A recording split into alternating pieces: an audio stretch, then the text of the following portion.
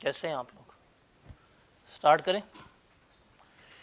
چلیں جی، کل ہم ڈسکس کر رہے تھے کچھ چیزوں کو، اور ہم نے ڈسکس کیا تھا ایگزام سپلائز کیا ہوتی ہیں اور جو زیرو ریٹڈ ہیں وہ کیا ہوتی ہیں. ہم نے کل ڈسکس کیا تھا. کس سے پوچھوں؟ ایکسیپشن کیا ہے کہ کب گڈز ہماری ایکسپورٹس جو ہیں وہ زیرو ریٹڈ ٹریڈ نہیں ہوتی؟ بتائیں ایکسیپشنس، رول بتائیں کہ کب ہماری ایکسپورٹس زیرو ریٹڈ ٹریڈ نہیں ہوتی.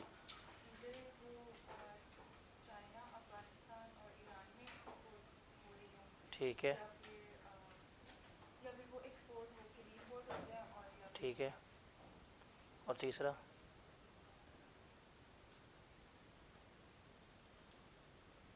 آپ بتائیں. ایکسپورٹ کے رکھی ہوں، ایکسپورٹ نہ کی ہوں. کوئی سی ایسے 3 سینیریوز بتاؤ جس میں ہماری گڈز ایگزمپٹ ہوتی ہیں. ایگزمپٹ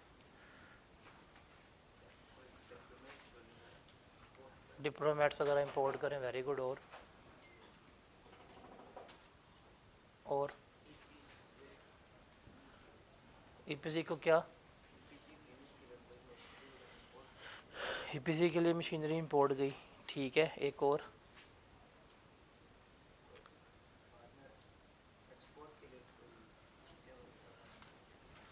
نہیں نہیں. بتائیں کوئی سے 3 سینیریوز جس میں ہماری گڈز جو ہیں وہ ایگزمپٹ ہوتی ہیں. ٹھیک ہے، لائیو اینیملس، اوکے. کیا؟ بکس ہو گئے، نیوز پیپر ہو گئے. اور فارماسوٹیکل را مٹیریل، اوکے.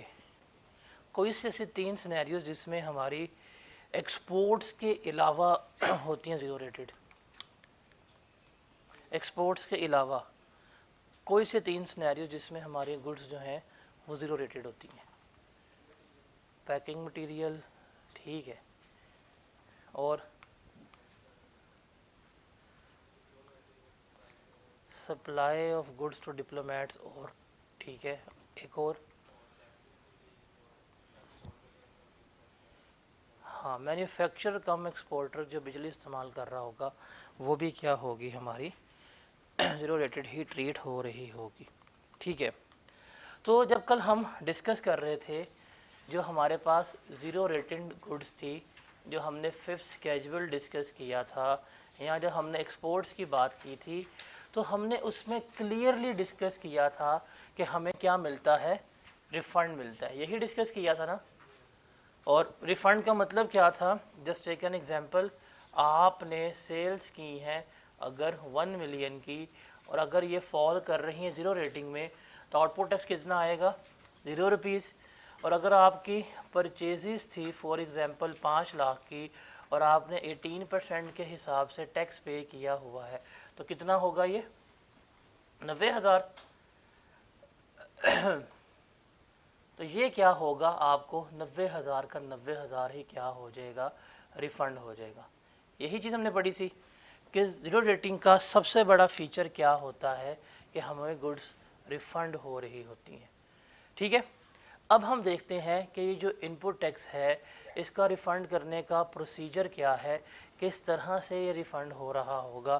اس کو ہم نے کیا کرنا ہے، یہاں پہ ڈسکس آؤٹ کرنا ہے کہ یہ ریفنڈ کا پروسیجر کیا ہے، وہ ہم نے دیکھنا ہے.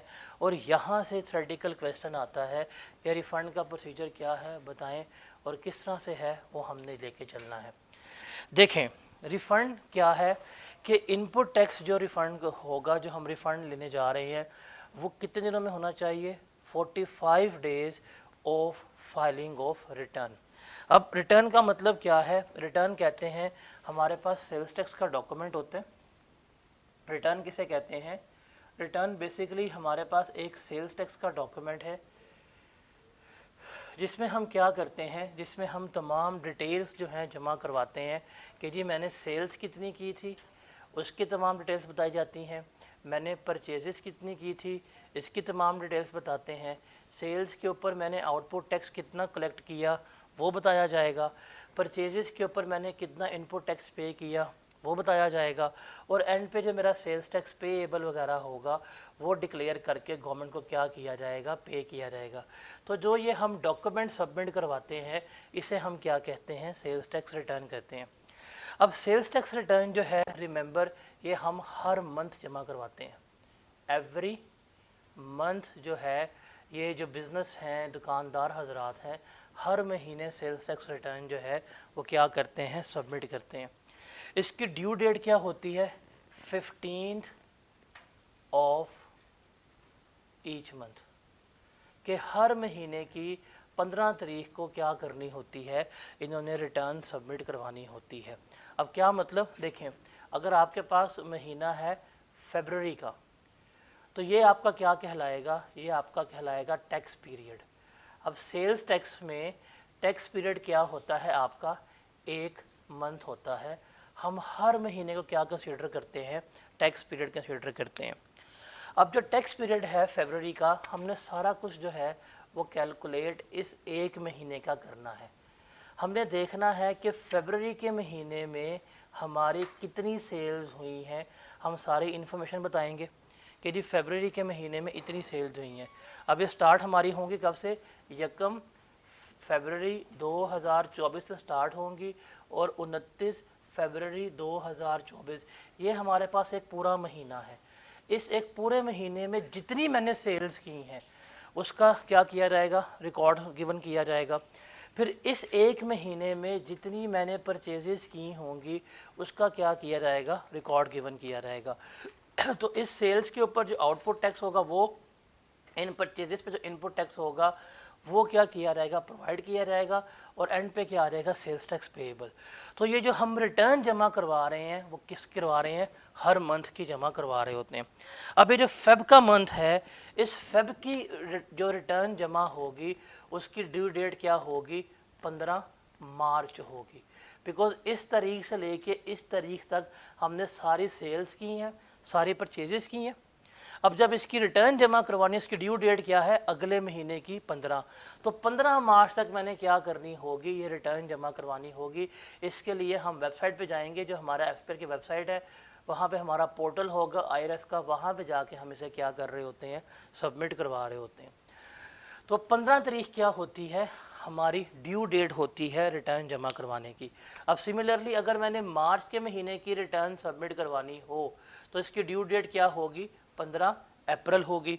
अगर मैंने अप्रैल की रिटर्न जमा करवानी हो तो इसकी ड्यू डेट क्या होगी, 15 मई होगी।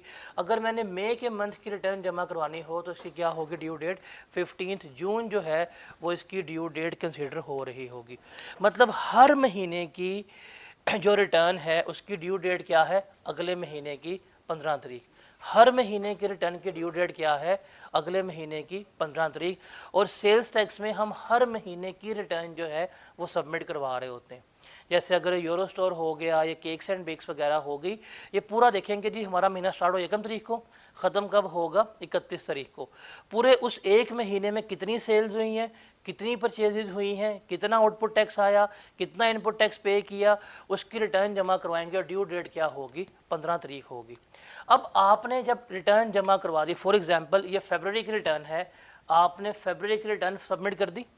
अब आपके पास ड्यू डेट है 15 मार्च, आप 10 को कर दें, आप 5 को कर दें, आप 6 को कर दें, आप 7 को कर दें, आप 11 को कर दें, वो आपकी डेट है। लेकिन लास्ट डेट क्या होगी, 15 मार्च। जब आप ये रिटर्न सबमिट करवा देंगे, जस्ट टेक एन एग्जांपल, आपने 15 मार्च 2024 को रिटर्न जमा करवा दी और उस रिटर्न में आपने कहा था जी मुझे 1 लाख रुपए का इनपुट टैक्स जो है वो क्या मिलना है, रिफंड मिलना है, आपने क्लेम कर लिया। अब गवर्नमेंट ने आपको रिफंड कब करना है, रिमेंबर क्या टाइम लिमिट है, with in 45 days of return. क्या, जब हम रिटर्न जमा करवाएंगे, उस रिटर्न जमा करवाने के बाद 45 दिन के अंदर उसने क्या करना है, हमें ये रिफंड करना है। अब यहाँ से आपने इस डेट के ऊपर रिटर्न सबमिट की है, इस डेट से हमारे क्या हो जाएंगे, 45 डेज जो हैं वो शुरू हो जाएंगे। तो ज़रा काउंट करें, 15 मार्च बीच में शामिल होगी। अब देखें यहाँ पे टेक्स्ट में एक वर्ड इस्तेमाल होगा विद इन, जहाँ पे भी विद इन का वर्ड लिखा आएगा तो इसमें वो डेट शामिल होनी है। अगर ये विद इन ना लिखा होता, खाली लिखा होता विद 45 डेज, तो मैं 15 की काउंट नहीं करूँगा। जब विद इन का वर्ड इस्तेमाल हो गया तो ये भी होगा। अब देखिए मार्च है तो 15 शुरू करें, 15, 16, 17, 18, 19, 20, 21, 22, 23, 24, 25, 26, 27, 28, 29, 30, 31। तो इसका मतलब मार्च में कितने इसके डेज आ जाएंगे? 17 डेज आ जाएंगे। और अप्रैल के कितने बनते हैं? 30 करेंगे तो ये कितने बन जाएंगे इसके? 47 बन जाएंगे। इसका मतलब 28 अप्रैल, अप्रैल के 28, तो 28 अप्रैल 2024 जो है, यहाँ पे इसके 45 डेज पूरे हो रहे हैं इस रिटर्न को जमा करवाने के बाद। ऐसे ही है। अब गवर्नमेंट के पास है कि गवर्नमेंट ने रिटर्न जमा करवाने के बाद इस तारीख तक 45 दिन के अंदर अंदर क्या करना है? रिफंड जो है वो पे करना है। Is that clear? जब आप रिटर्न जमा करवा देंगे, रिटर्न सबमिट होने के बाद 45 डेज के अंदर क्या करना है? हुकूमत ने आपको रिफंड जो है वो करना है। अब अगर जब गवर्नमेंट आपको रिफंड करने जाएगी तो रिमेंबर, अगर आपने कोई भी किसी किस्म का भी गवर्नमेंट को टैक्स पे करना है, चाहे वो सेल्स टैक्स में हो, चाहे इनकम टैक्स में हो, या कोई भी ड्यूज़ है, कोई भी फ़ी है, कोई भी पेनल्टी है, कोई भी डिफ़ॉल्ट सरचार्ज है, गवर्नमेंट क्या कर लेगी? आपके उस रिफ़ंड से काट लेगी। आपको हमेशा क्या करेगी? नेट अमाउंट जो है वो रिफ़ंड ही पे करेगी। क्या करेगी? जो नेट अमाउंट होगी वही क्या करेगी? आपको पे करेगी। तो जितनी भी आपने फ़ाइन, पेनल्टी, ड्यूज़ या कोई और टैक्स पे करना हुआ, गवर्नमेंट इससे डिडक्ट कर लेगी और आपको क्या करेगी? नेट अमाउंट पे करेगी। अब सवाल ये है कि गवर्नमेंट ने आपको रिफ़ंड करना है 45 डेज़ में। अगर वो इन 45 डेज़ में रिफ़ंड नहीं कर पाती, अगर वो इन 45 डेज़ में रिफ़ंड जो है वो नहीं कर पाती, ना आपके ख़िलाफ़ कोई केस पेंडिंग था, ना आपके ख़िलाफ़ कोई इंक्वायरी हो रही थी, बिल्कुल नॉर्मल था, और 45 दिन में उसने रिफ़ंड नहीं किया। अब 45 दिन के बाद जितना डिलेड रिफ़ंड होगा, जितना डिलेड रिफ़ंड होगा, रिमेंबर उसके ऊपर वो क्या करेगी? आपको एडिशनल अमाउंट पे करेगी। क्या किया जाएगा? आपको एडिशनल अमाउंट पे की जाएगी, और वो किसके ऊपर होगी? काइबोर रेट के ऊपर होगी। काइबोर रेट होता है Karachi inter bank offer rate होता है। मतलब अगर एक बैंक दूसरे बैंक से अगर लोन लेगा तो वो जिस रेट के ऊपर उस बैंक से इंटरेस्ट चार्ज कर रहा होता है ना, सेम उसी रेट के ऊपर वो हमें क्या करेगा? FBR एडिशनल अमाउंट पे कर रहा होगा। तो जितना डिलेड रिफंड होगा उतने नंबर ऑफ डेज पे क्या किया जाएगा? आपको एक्स्ट्रा अमाउंट पे की जा रही होगी। और ये जो आपकी एक्स्ट्रा अमाउंट मिलेगी, ये किसका पार्ट बनेगी? आपकी इनकम फ्रॉम अदर सोर्स का पार्ट बनेगी। क्लियर है? तो रिफंड में 3 बातें हैं जो सबसे अहम है। पहली बात क्या है कि रिफ़ंड हमें होना है कितने दिनों में? 45 days of filing of return. उसके बाद जब रिफ़ंड दिया जाएगा तो आपके कोई भी अमाउंट, कोई भी रकम, कोई भी डिफ़ॉल्ट सरचार्ज, कोई भी पेनल्टी है, गवर्नमेंट उसमें से काट लेगी और आपको क्या करेगी? रिमेनिंग अमाउंट जो है वो पे कर रही होगी। और अगर वो आपको टाइम पे रिफ़ंड नहीं करती, ना आपका केस पेंडिंग था, ना कोई इंक्वायरी हो रही थी, ना कोई स्टे, कुछ भी नहीं था, और उसने अगर आपको टाइम पे रिफ़ंड नहीं किया, तो फिर वो क्या करेगी? आपको एडिशनल अमाउंट जो है वो पे कर रही होगी। क्लियर है? ये 3 बातें क्लियर है। ये 5 नंबर का सवाल है जो सबसे मुश्किल समझा जाता है कि रिफ़ंड का प्रोसीजर क्या है। तो लिख लेंगे। पहला क्या है? रिफ़ंड कितने दिनों में होना है? 45 डेज़ में। दूसरा कि अगर आपने कोई default surcharge, payment, fine, penalty किसी भी टैक्स में पे करनी है तो वो गवर्नमेंट क्या करेगी? डिडक्ट कर लेगी और आपको क्या करेगी? रिमेनिंग अमाउंट जो है वो पे करेगी। और तीसरा क्या है कि अगर वो आपको विद इन टाइम रिफ़ंड नहीं करती और आपके ख़िलाफ़ कोई इंक्वायरी वगैरह पेंडिंग कुछ भी नहीं है, तो फिर वो क्या करेंगे? आपको एडिशनल अमाउंट पे कर रहे होंगे। तो पहली बात क्या है? रिफ़ंड होगा 45 दिनों में, जो फाइन पेनल्टी वगैरह होगी वो काट लेगी, और अगर टाइम पे रिफ़ंड ना हुआ तो वो क्या किया जाएगा? एडिशनल अमाउंट पे की जाएगी। डन। अब यहाँ पे हम बात करते हैं कि अगर आपके ख़िलाफ़ कोई इंक्वायरी वगैरह जो है वो शुरू हो जाए। पॉइंट नंबर 1 भी हमारा हो गया, पॉइंट नंबर 2 भी हो गया। पॉइंट नंबर 3 जो है इसको डिस्कस करते हैं। आपने रिफ़ंड क्लेम किया या आपने इनपुट टैक्स क्लेम किया, गवर्नमेंट को शक हो गया कि यार नहीं, یہ کوئی 2 نمبری کر رہا ہے یا اس نے غلط ریفنڈ وغیرہ کلیم کیا ہے یا کچھ بھی گورنمنٹ کو لگ رہا ہے کہ یار یہ ٹھیک نہیں کر رہا، تو وہ کیا کرے گا، وہ آپ کے خلاف انکوائری سٹارٹ کرے گا. وہ آپ کے خلاف کیا کرے گی، انکوائری سٹارٹ کرے گی. اور ریممبر یہ انکوائری اس نے 60 ڈیز میں کیا کرنی ہے، کمپلیٹ کرنی ہے. اگر ان کو لگ رہا ہے کہ آپ نے ریفنڈ غلط لیا ہے، کوئی فیک انوائس ہے یا کوئی بھی 2 نمبری ہے، تو آپ کے خلاف کیا کیا جائے گا، پروسیڈنگ سٹارٹ ہو جائیں گی، کیس سٹارٹ ہو جائے گا. اور وہ کتنے دنوں میں کرنا ہے آپ نے، 60 دنوں میں. ریممبر جب آپ کا کیس سٹارٹ ہو گیا نا آپ کے خلاف، پھر یہ جو ڈیلیڈ ریفنڈ والا پوائنٹ ہے وہ رک جائے گا. بیکاز جب تک آپ کا کیس چل رہا ہوگا یہ 45 دن کاؤنٹ نہیں ہو رہے ہوں گے، کیونکہ آپ کے خلاف کیا ہو گیا ہے، انکوائری سٹارٹ ہو گئی ہے. تو نارمل کیس میں تھا جی 45 دن میں ریفنڈ ہونا چاہیے، کوئی انکوائری نہیں ہو رہی، اگر 45 دن اوپر ہو گیا تو آپ کو کیا کرے گا، وہ ڈیلیڈ ریفنڈ پے کرے گی.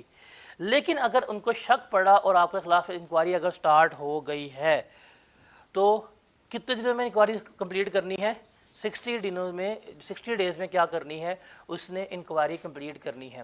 اگر 60 دنوں میں انکوائری کمپلیٹ نہیں ہوتی تو کیا ہوگا، اس کو ایکسٹینشن دے دے گا. کون دے گا، ایکسٹینشن مل جائے گی اپ ٹو 120 ڈیز، 120 دن تک کی ایکسٹینشن ملے گی. مطلب مزید 60 دن کیا کیے جائیں گے، ایکسٹینڈ کر دیے جائیں گے. اور یہ ایکسٹینشن کون دے گا، جو ایڈیشنل کمشنر ہوگا یا اس سے اوپر کے رینک کا بندہ ہوگا وہی ایکسٹینشن دے گا. کہ اس بندے کے خلاف کیس چل رہا ہے، 60 دن پورے ہو گئے ہیں، کوئی فیصلہ نہیں ہوا، نہ انکوائری کمپلیٹ ہوئی ہے، تو مزید کیا دے دی جائے گی، 60 دن کی ایکسٹینشن جو ہے وہ دے دی جائے گی. اور وہ کون دے گا، ایڈیشنل کمشنر جو ہے وہ دے رہا ہوگا. اگر ان 120 دن میں بھی انکوائری کا فیصلہ نہیں ہوتا، کیس پینڈنگ چل رہا ہے، تو ریممبر اب اس کو اپ ٹو 9 منتھس تک، کتنے ہوتے ہیں، 270 ڈیز ہوتے ہیں نا 9 منتھس میں، اپ ٹو 9 منتھس تک کیا کر دی جائے گی، ایکسٹینشن دے دی جائے گی. اور یہ ایکسٹینشن دے گا ایف بی آر بورڈ دے گا، اور اس کی ریزنز ان رائٹنگ دے گا کہ ہم نے یہ ایکسٹینشن کیوں دی ہے، کیوں اس کا فیصلہ ابھی تک نہیں ہو پا رہا. اگر ان 9 مہینوں میں بھی فیصلہ نہ ہو پایا، انکوائری کمپلیٹ نہ ہو پائی، تو کیا ہو جائے گا، کیس ڈسمس ہو جائے گا. پھر اس کے بعد کیا کیا جائے گا، ریفنڈ وغیرہ ہے تو دیا جائے گا. لیکن اگر آپ کے خلاف انکوائری چل رہی ہے تو انکوائری کتنے ڈیز میں کمپلیٹ ہونی ہے، 60 دنوں میں. اگر 60 دن میں کمپلیٹ نہیں ہو رہی تو کب تک ہو جائے گی extension, up to 120 days. But ایک کون کرے گا ایکسٹینشن، ایڈیشنل کمشنر. اگر 120 دن میں بھی انکوائری کمپلیٹ نہیں ہو پا رہی تو ہوگی ایکسٹینشن اپ ٹو 9 منتھس، اور وہ کون دے گا، ایف بی آر دے رہا ہوگا. تو یہ ریفنڈ کا پروسیس ہے. دیکھیں ریفنڈ کی ہے پہلے نارمل کہانی کیا تھا، ریفنڈ ہوگا ہمیں 45 ڈیز میں. نمبر 1، اگر کوئی بھی ہم نے default surcharge, payment, fine, penalty pay کرنی ہے تو وہ ریفنڈ سے کیا ہو جائے گی، لیس ہو جائے گی. اور اگر کوئی انکوائری ہمارے خلاف پینڈنگ نہیں تھی اور 45 دن میں اگر ریفنڈ گورنمنٹ نہیں کرے گی تو کیا کرے گی، آپ کو وہ ایڈیشنل اماؤنٹ پے کرے گی. ڈن. اور اگر ان کو شک پڑ گیا کہ آپ نے غلط ریفنڈ کلیم کیا ہے تو آپ کے خلاف کیا ہو جائے گی، انکوائری جو ہے وہ جنریٹ ہو جائے گی. اب انکوائری کا فیصلہ یا جو پروسیڈنگز ہیں وہ کتنے دنوں میں کمپلیٹ ہونی ہے، 60 دنوں میں. اگر 60 دنوں میں کمپلیٹ نہیں ہو پا رہی تو کب تک ہوگی، اپ ٹو 120 ڈیز. بٹ یہ ایکسٹینشن کون دے گا، ایڈیشنل کمشنر یا اس سے اوپر کے رینک کا بندہ. اگر 120 دن میں بھی کمپلیٹ نہیں ہو پا رہی تو پھر کون دے گا، ایف بی آر. اور وہ کتنی دے گا، 9 مہینے کی ایکسٹینشن دے گا. ریممبر جب تک انکوائری چل رہی ہے یہ والے ڈیز کبھی بھی ریفنڈ والے ڈیز میں کاؤنٹ نہیں ہو رہے ہوں گے. یہ کلیئر ہے. آپ اس کو ذرا اپنے نوٹ سے ریڈ آؤٹ کر لیں تاکہ آپ کو اس میں کوئی کنفیوژن وغیرہ نہ ہو. پھر ہم آگے چلتے ہیں کہ آئی کیپ کا ایک بڑا فیمس کویشچن ڈسکس کرتے ہیں جو پاس پیپر میں آپ کو 5 سے 7 دفعہ ملے گا، اس کو دیکھتے ہیں ہم یہاں پہ. پھر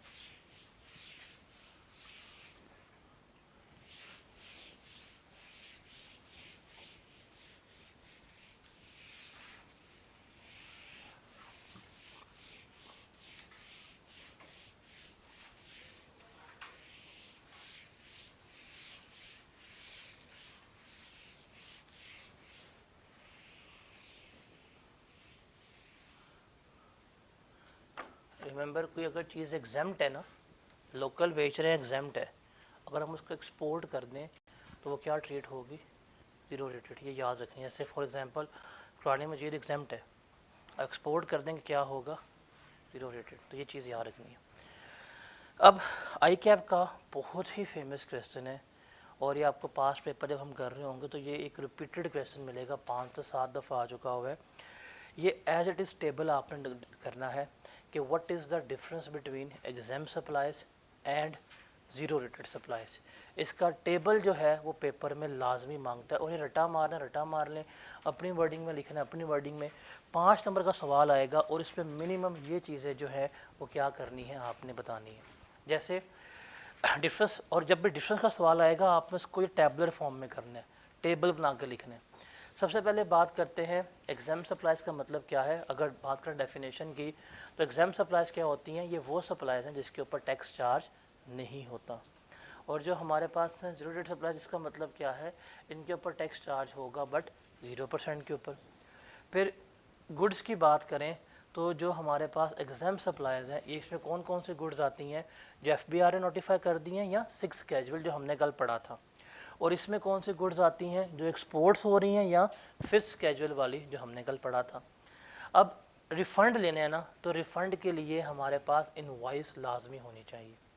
जब हम कभी भी इनपुट टैक्स गवर्नमेंट से रिफ़ंड करने जाएंगे ना, कहेंगे जी हमें ये इनपुट टैक्स रिफ़ंड कर दो, इनवॉइस दिखाओ, कहाँ से परचेज़ किया था, कितने का किया था।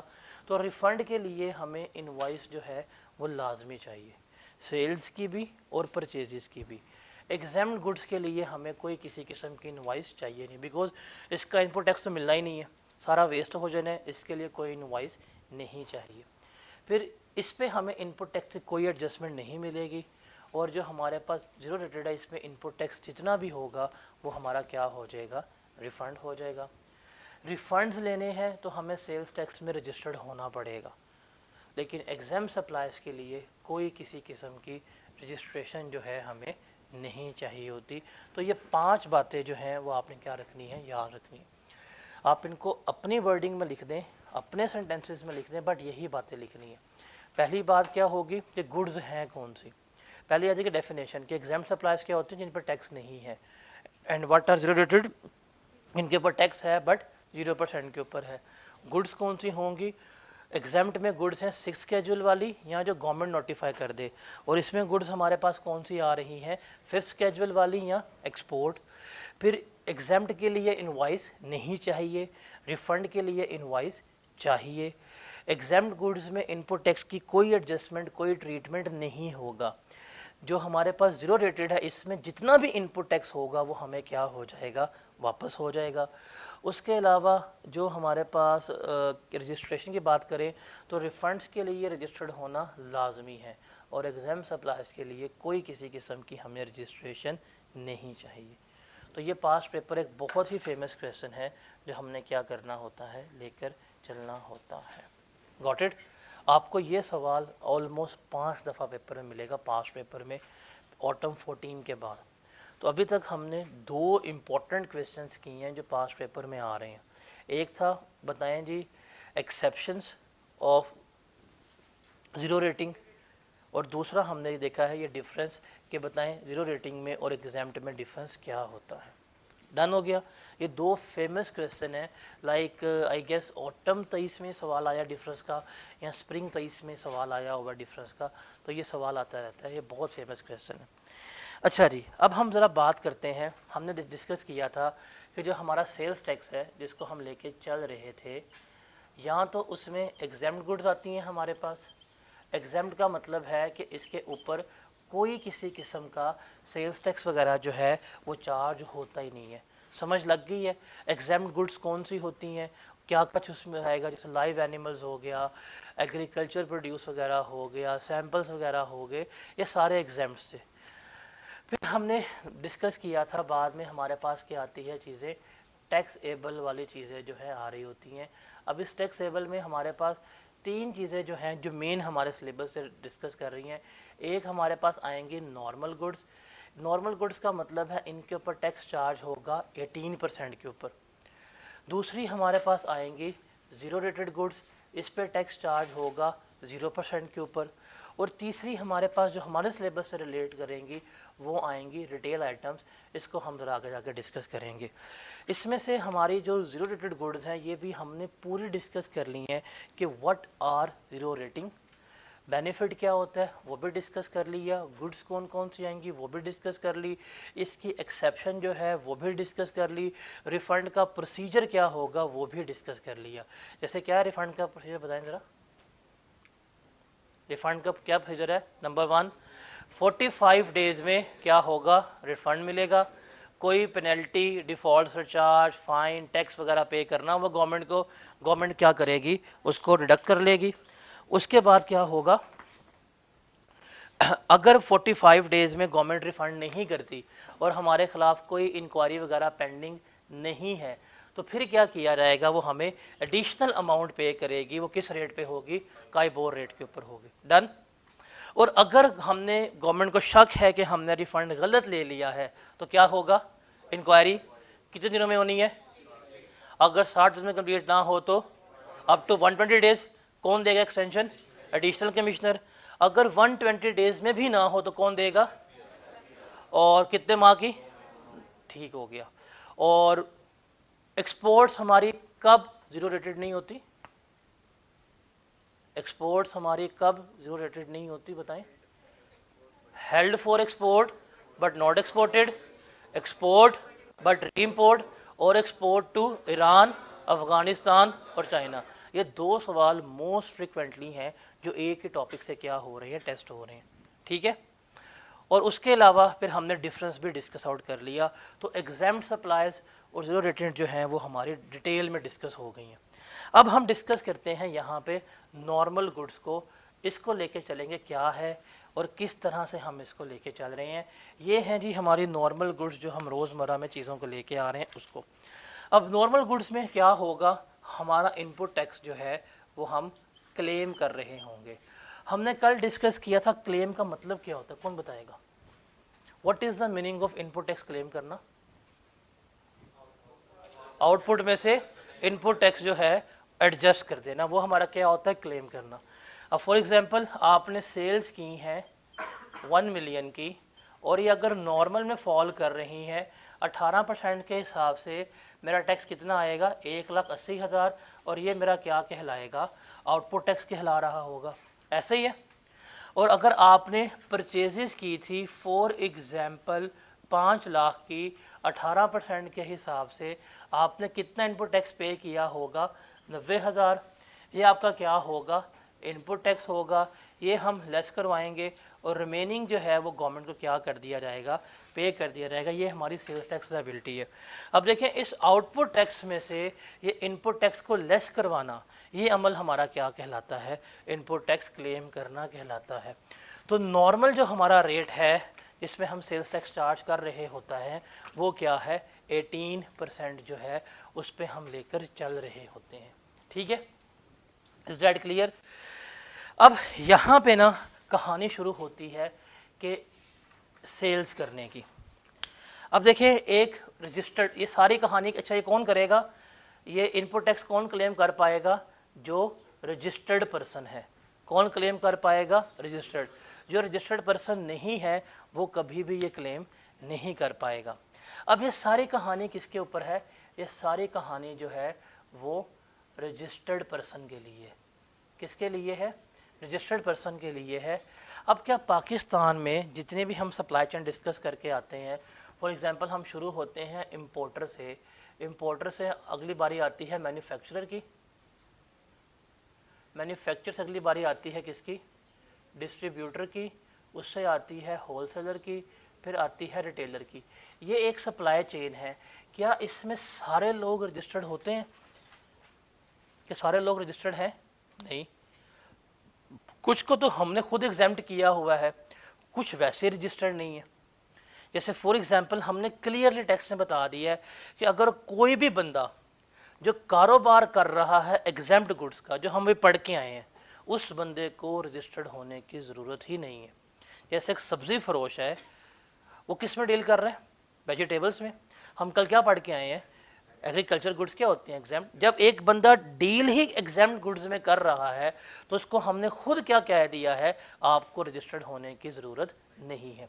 तो इसका मतलब इस सप्लाई चेन में कुछ लोग ऐसे हैं जो रजिस्टर्ड नहीं हैं और उनको हमने खुद मना किया है आपने रजिस्टर्ड नहीं होना। और उसमें हमने एक बड़ा क्लियर रूल बता दिया कि अगर आप जिन चीज़ों में डील कर रहे हैं, जिन गुड्स को बेच रहे हैं, अगर वो गुड्स एग्जेम्प्ट हैं तो आपको रजिस्टर्ड होने की ज़रूरत नहीं है। इसलिए ये जो सब्ज़ी वाला वो रजिस्टर्ड नहीं होता, ये जो बैठा हुआ है चिकन वाला बाहर ये रजिस्टर्ड नहीं होता, ये जो मटन वाला बीफ वाला बैठा है कहाँ रजिस्टर्ड हो रहे होंगे। सिमिलरली फिर हमने कारोबार भी डिफरेंट कर दिए कि कुछ बड़े कारोबार हैं, कुछ छोटे कारोबार हैं। जैसे एक बंदा जो आपके गली मोहल्ले में दुकान खोल के बैठा हुआ है, ये भी दुकानदार है, छोटा दुकानदार है, इनको हमने कहा भाई आप रजिस्टर्ड ना हो, आपको रजिस्टर्ड होने की कोई ज़रूरत नहीं है। लेकिन जो बड़े स्टोर हैं इनको हमने क्या किया हुआ है, रजिस्टर्ड किया है। अब आप खुद सोच के बताएं ज़्यादा सेल्स कहाँ से होती हैं, एक बड़े स्टोर से कि छोटे स्टोर से? कलेक्टिवली बतानी है। छोटे स्टोर से। छोटे स्टोर तो गली मोहल्ले में बैठे हुए हैं। अब बड़े स्टोर एक बड़े शहर में 10-12 होंगे, वो जितनी सेल्स करते हैं और जितने टोटल लाहौर में स्टोर छोटे स्टोर को सेल्स करते हैं, ज़रा कौन से होंगे? छोटे स्टोर्स ही होंगे। अब छोटे स्टोर्स की तादाद ज़्यादा है, हमने खुद ही कह दिया यार तुम अगर इसमें फॉल कर रहे हो तुम्हें रजिस्टर्ड होने की ज़रूरत नहीं है। सिमिलरली मैन्युफैक्चर, कुछ बड़े मैन्युफैक्चरर हैं, बड़ी बड़ी कंपनीज़ हैं, कुछ छोटे मैन्युफैक्चरर हैं जो घरों में काम कर रहे हैं, उनको भी हमने क्या किया हुआ है, माफ़ कर दिया कि आपको रजिस्टर्ड होने की ज़रूरत नहीं है। इसका मतलब इस सप्लाई चेन में बंदा रजिस्टर्ड हैं भी और रजिस्टर्ड नहीं भी हैं। अब रिमेंबर, आप जब भी सेल्स करेंगे ये कहते हैं आपने सेल्स करनी है किसको? रजिस्टर्ड पर्सन को। किसको सेल करनी है? रजिस्टर्ड पर्सन को जो है वो आपने हमेशा सेल करनी है। जब आप रजिस्टर्ड पर्सन को सेल करेंगे तो उससे आप क्या लेंगे? आउटपुट टैक्स लेंगे।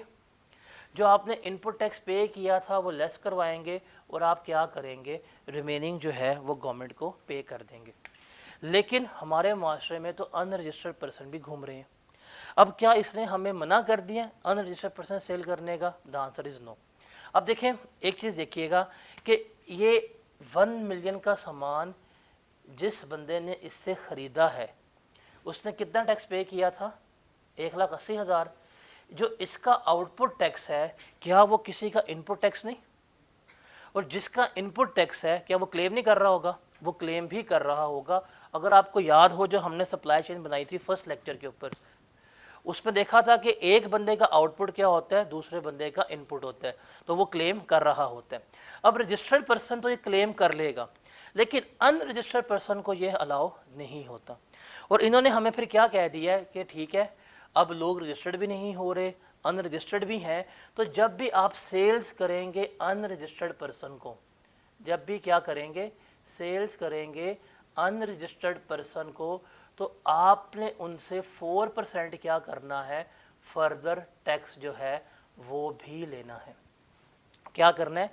4% फर्दर टैक्स भी लेना है। अब क्या मतलब है? फॉर एग्जांपल एक मिस्टर ए है, मिस्टर ए मैन्युफैक्चरर है और ये रजिस्टर्ड है, ठीक है। इसने सेल्स की हैं 1 मिलियन की टू डिस्ट्रीब्यूटर मिस्टर डी, और मिस्टर डी जो है ये क्या है? अनरजिस्टर्ड है। डन। अब सेल्स की है रजिस्टर्ड बंदे ने अनरजिस्टर्ड बंदे को। अब कैसे हम इसका टैक्स कैलकुलेट करेंगे? देखिए सिंपल सी बात है, सेल्स कितने की हुई है? 1 मिलियन की। सेल्स हमारी 1 मिलियन की ही कंसीडर होंगी। 18% के हिसाब से 1,80,000 क्या आएगा? इसका आउटपुट टैक्स आएगा। डन, वही होगा। फॉर एग्जांपल इसने कितने की हुई हैं परचेजेस? 5 लाख की, तो 5 लाख का इसने सामान लिया था, 18% के हिसाब से कितना इनपुट टैक्स होगा? 90,000। तो ये 90,000 इसकी सेल्स टैक्स लायबिलिटी आ जाएगी। ऐसे ही है। लेकिन अब पूछा जाएगा जब हम रिटर्न जमा करवाते हैं उसमें पूछते हैं, बताना होता है कि जो आपने सेल्स की हैं कितनी सेल्स आपने की हैं रजिस्टर्ड पर्सन को, कितनी सेल्स की हैं आपने अनरजिस्टर्ड पर्सन को। अब ये सेल्स हमने किसको की हैं? अनरजिस्टर्ड पर्सन को। जब अनरजिस्टर्ड पर्सन को सेल्स की होंगी तो इसके बाद हम ऐड करेंगे फर्दर टैक्स। क्या करेंगे? फर्दर टैक्स को कितना रेट है? 4%। हम लेंगे 4% ऑफ 1 मिलियन, कितना बनता है? 40,000 या 4,000? 40,000। तो 40,000 हम मज़ीद इससे लेंगे और गवर्नमेंट को हम कितना पे करेंगे? 1,30,000 जो है ये हम गवर्नमेंट को पे कर रहे होंगे। तो उन्होंने कह दिया ठीक है, ये लोग जो है रजिस्टर्ड नहीं है तो ठीक है ना हो रजिस्टर्ड, लेकिन जब आप किसी अनरजिस्टर्ड पर्सन को सेल कर रहे होंगे तो आप उससे नॉर्मल टैक्स भी लेंगे और आप उससे क्या लेंगे? फर्दर टैक्स भी ले रहे होंगे। और आपने क्या करना है? ये गवर्नमेंट को जमा करवाना है। ये गवर्नमेंट क्यों कर रही है? ताकि जो लोग खुद रजिस्टर्ड नहीं हो रहे वो आए, रजिस्टर्ड हों। अगर वो रजिस्टर्ड हो जाएंगे आप उससे सिर्फ क्या लेंगे? 18% टैक्स लेंगे। अगर वो रजिस्टर्ड नहीं होंगे तो हम उनसे 18 भी लेंगे और हम उनसे क्या लेंगे? 4% टैक्स भी ले रहे होंगे। अब आपने एक चीज़ गौर करनी है कि इसको मैंने 18+4 लिखा है। मैंने क्या किया है? 18% प्लस 4% लिखा है। मैंने इसको डायरेक्ट 22% नहीं लिखा। देखा जाए टेक्निकली टैक्स कितना आया है? 22 ही आया है, लेकिन हमने 18+4 लिखा है, 22% नहीं लिखा। इसकी रीज़न है, और ये पेपर में पास पेपर का क्वेश्चन आ चुका हुआ है थ्योरेटिकली, कि जो फर्दर टैक्स होता है वो हम इस फॉर्म में क्यों चार्ज करते हैं, हम इस फॉर्म में चार्ज क्यों नहीं करते। द रीज़न इज़ दैट जो आपने क्लियरली एक लाइन लाजमी लिखनी है कि ये जो हम फर्दर टैक्स कलेक्ट कर रहे होते हैं, ये वाला जो फर्दर टैक्स कलेक्ट कर रहे होते हैं, ये हमने क्या करना होता है? एज इट इज़ गवर्नमेंट को पे करना होता है। इसमें कोई किसी किस्म की एडजस्टमेंट नहीं कर सकते। जो फर्दर टैक्स कलेक्ट करेंगे उसमें से 1 रुपये की भी एडजस्टमेंट नहीं हो सकती। जितना लेंगे एज इट इज़ क्या करना है? हमने गवर्नमेंट को पे करना है। डैट्स वाई हम इसे क्या करते हैं? सेपरेट लेके चलते हैं। अब देखें, ये था 18% आउटपुट टैक्स। इस 18% आउटपुट टैक्स में से ये 18% का इनपुट टैक्स जो है वो एडजस्ट हुआ है। तो ये 18% से 18% एडजस्ट हो रहा है, लेकिन इसको एडजस्ट हम नहीं कर सकते। तो डैट्स वाई जो फर्दर टैक्स होता है वो हम क्या करेंगे? वो हम एज इट इज़ क्या कर देंगे? गवर्नमेंट को पे कर देंगे। सो इसलिए हम इसको 18+4% लिखते हैं, हम इसको 22% नहीं लिखते। जितनी भी एडजस्टमेंट्स हैं वो हम करते हैं नॉर्मल टैक्स में, 18% वाले में। इसकी एडजस्टमेंट नहीं हो पाएगी। तो जो लेंगे एज इट इज़ क्या करेंगे? हम गवर्नमेंट को पे कर रहे होंगे। ये 1 लाइनर आंसर है। और 3 नंबर का सवाल आपका पेपर में आएगा कि जब भी हम फर्दर टैक्स चार्ज कर रहे होते हैं तो हम इसको 18+4% क्यों लिखते हैं, हम इसको 22% क्यों नहीं लिखते।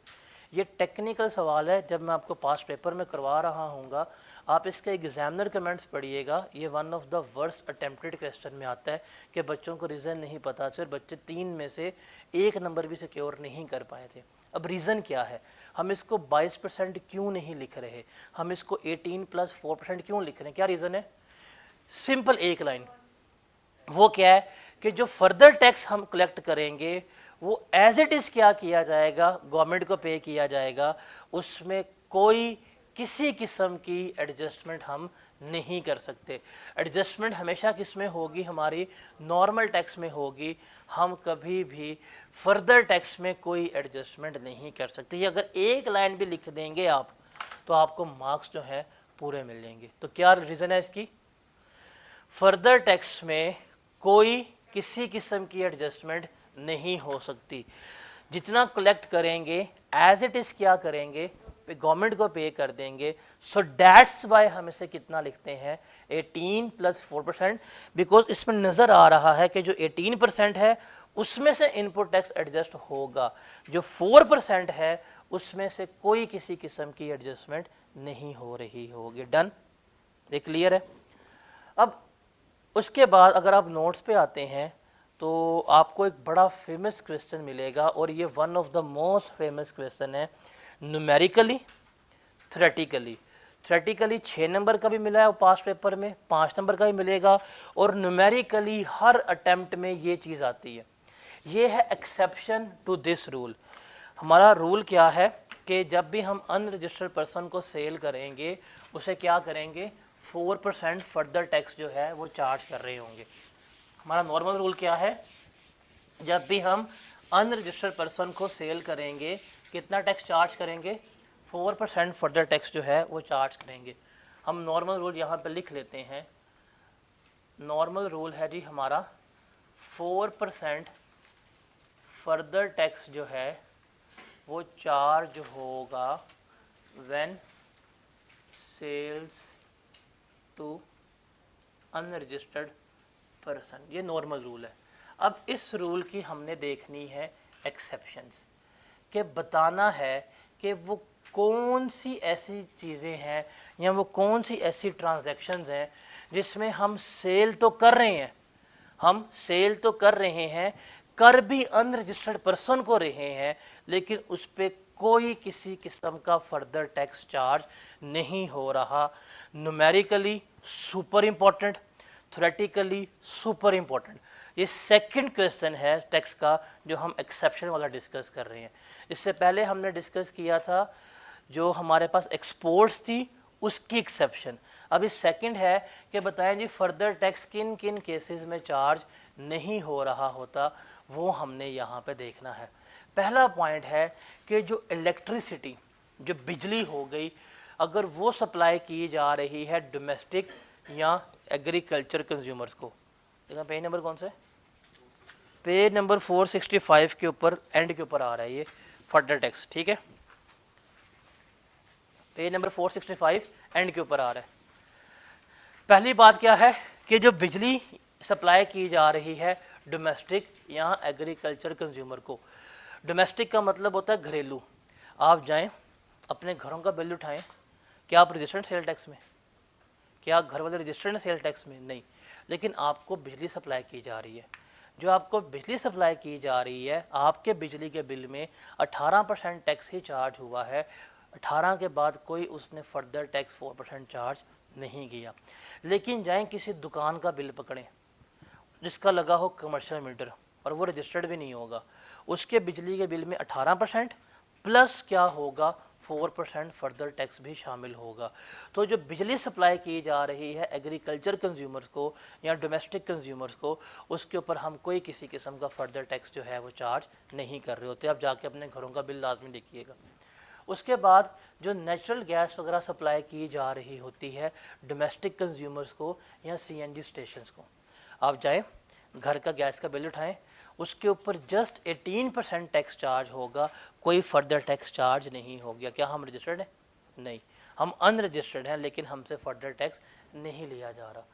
उसके अलावा मोटर ऑयल हो गया, डीजल ऑयल हो गया, जेट फ्यूल हो गया, केरोसिन ऑयल हो गया, फ्यूल ऑयल हो गया। आप जाते हैं बाइक में पेट्रोल डलवाते हैं, वो पूछता है आप रजिस्टर्ड हैं?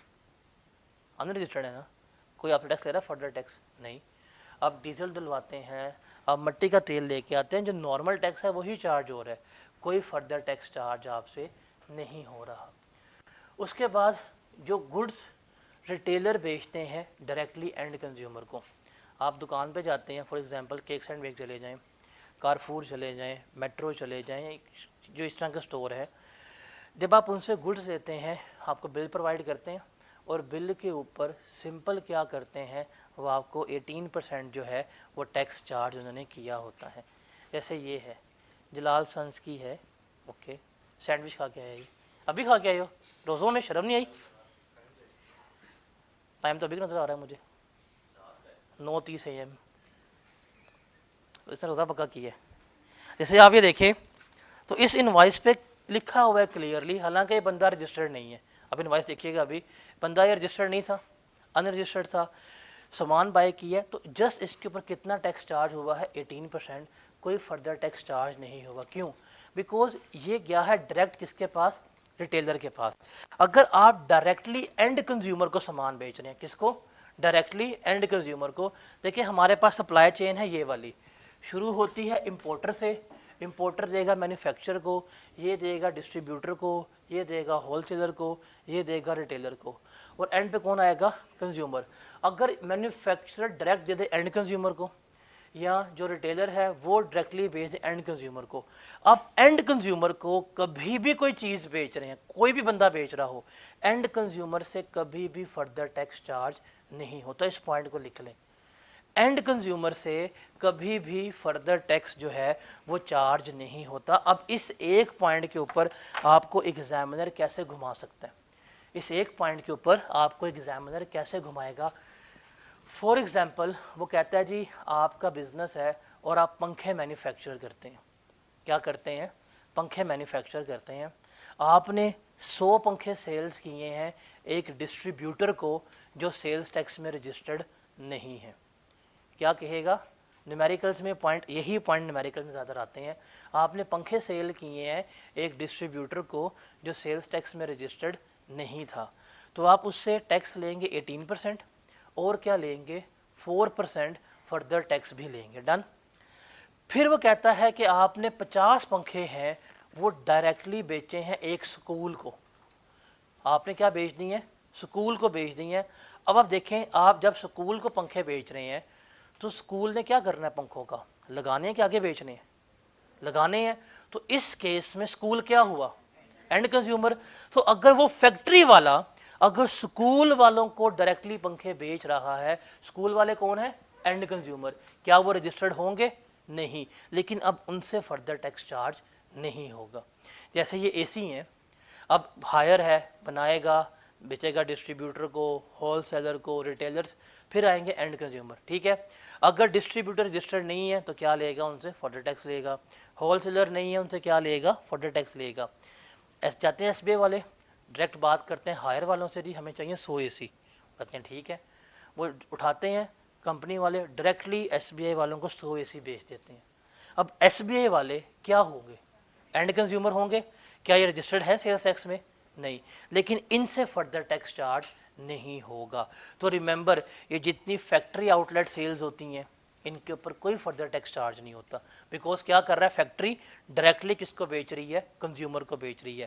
سملرلی آپ اپنے امپلائز کو بیچ دیتے ہیں, جیسے پیل ہے, پیل بناتی ہے اے سی اور ڈائریکٹلی اپنے امپلائز کو بیچ رہی ہے, کوئی ڈسٹریبیوٹر کچھ بھی نہیں ہے, تو امپلائی کیا ہوگا؟ اینڈ کنزیومر ہوگا. تو اگر آپ ڈائریکٹلی اینڈ کنزیومر کو بیچ رہے ہیں, کوئی بھی چیز آپ ڈائریکٹلی اینڈ کنزیومر کو بیچ رہے ہیں, اس کے اوپر فردر ٹیکس چارج نہیں ہوگا. اس کو لکھ لیں, ڈائریکٹ کنزیومر کو جب چیز بیچی جائے گی, ڈائریکٹ کنزیومر سے فردر ٹیکس چارج نہیں ہوگا. ڈن. اب اس پوائنٹ پہ وہ صحیح کھیلتا ہے ایگزامنر, اس پوائنٹ پہ گھمائے گا ٹگا کے. لیکن آپ نے رول, ایک کامن رول یاد رکھنا ہے کہ ڈائریکٹ کنزیومر کو فردر ٹیکس چارج نہیں ہوگا. جیسے آگے ہے, جیسے وہیکلز ہو گئی, فرٹیلائزرز ہو گئی, فوڈ ہو گیا, بیوریجز وغیرہ ہو گئی, ان کے اوپر بھی کوئی کسی قسم کا فردر ٹیکس چارج نہیں ہوتا. اب جتنے بھی لوگ ہیں گاڑیاں لیتے ہیں, بائکس لیتے ہیں, اب کتنی بائکس بکتی ہیں, جتنے بائکس خرید رہے ہیں وہ سارے کے سارے کیا ہیں؟ ان رجسٹرڈ ہیں, لیکن ڈائریکٹ کنزیومر ہیں. ان سے صرف کتنا ٹیکس چارج ہوگا؟ 18% چارج ہوگا. فردر ٹیکس ہم چارج نہیں کر رہے ہوں گے. ٹھیک ہے.